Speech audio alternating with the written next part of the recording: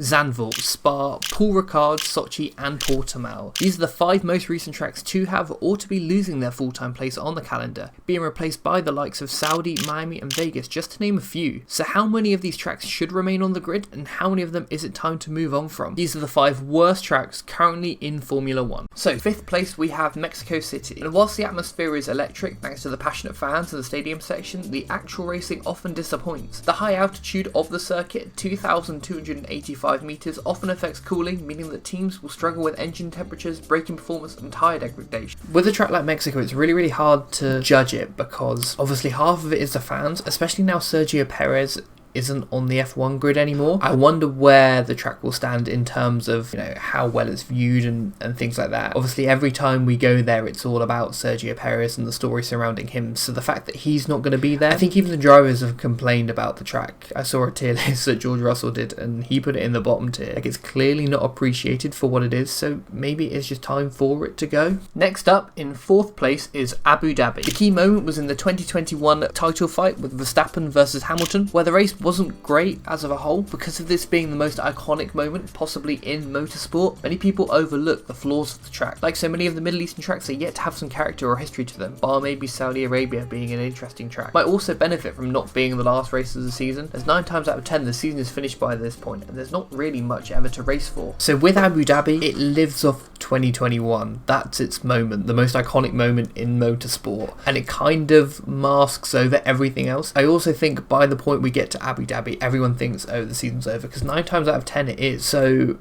can you really judge a track based on that? I don't think so. I think we'd have a better understanding of it if it was further back in the season, and maybe the racing would be better because there's something to fight for. But I think with the amount of money, it may benefit from going further back into the season for them. That's what I'd recommend for them anyway. Next up, and third from bottom, is Qatar. So to begin with, it's a MotoGP track, it's not an F1 track. Once a field spreads out, there's little action, with most overtakes happening in DRS zones, and midfield battles rarely lead to genuine excitement. 2023, the race was marred by a mandatory 18-lap stint limit due to excessive tyre wear, removing strategic variety and turning it into a glorified sprint race. So as I said with Qatar, they're pushing it so much, probably because of the money they're putting into it, so I don't understand why they don't try to make a spectacle about it. With so many of these Middle Eastern tracks, it's hard to obviously understand why they're paying F1 so much money to be in the sport, so for them to not then invest in the track and make it the best possible thing, I don't quite understand why. It could just be made so much better, but again,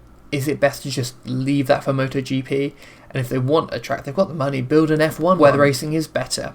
I think that may be the best bet for Qatar if they're looking to make that the case. And next, second from bottom, is Barcelona. So at this point, there's not too much reason to talk about it. It's being replaced by the Madrid street circuit in not the too distant future. But what can be said about this track is, as an F1 testing venue for years, by this point the teams know the track inside and out, leading to minimal surprise on race day in performance. Obviously, in 2026 there is going to be a new Spanish Grand Prix going around the streets of Madrid. It's tough because we argue about so many street circuits and not wanting them, but at the same time when it's replacing a circuit like Barcelona, maybe if we were to come back to Barcelona every so often it'd be a better circuit after obviously doing so many laps of testing around there, and I think that's the main reason as to why. We've seen so many times in sprint races where the races where you don't get that much practice often produce the best level of racing, so then when you practice there at the start of the season, it's not surprising that the racing isn't that interesting because all the teams know so much about the track. I mean, obviously now they're no longer testing there, so maybe it would be better in the future, but I guess we're not going to find out anyway. I think this is one that people won't be too sad to see leave the grid. And of course, saving the worst till last, the worst Grand Prix on the calendar is the Miami Grand Prix. So the Miami Grand Prix was marketed as a glamorous must-watch event, but the actual racing hasn't lived up to the spectacle. While Miami brings massive crowds and celebrity appeal, the on-track action often fails to match the event's hype. Aside from the long straight and the overpass section, the circuit lacks a defining feature or many memorable corners. The only good thing that's really come from this race was Norris's first ever F1 win last season. The circuit that definitely needs to go is Miami. It's purely there for the fact that you're racing around the stadium, which is so cool in the atmosphere. I don't doubt that Vegas and Miami, for that fact, are probably two of the best Grand Prix to go to. Zandvoort as well, which is sad that we're losing it. But if you're there, when you're at an F1 race, they're all the same basically because you only see one corner. You don't get the picture, so no matter matter where you are, it's somewhat similar. It's all about the atmosphere when you're there, and Miami's probably incredible, but the racing is just so poor. It's been forced into a certain area, so it's iconic, and it's just not, it doesn't work for racing. Racetracks are so difficult to build, you can't just lump one in an area and say, oh, this is going to work. It could be good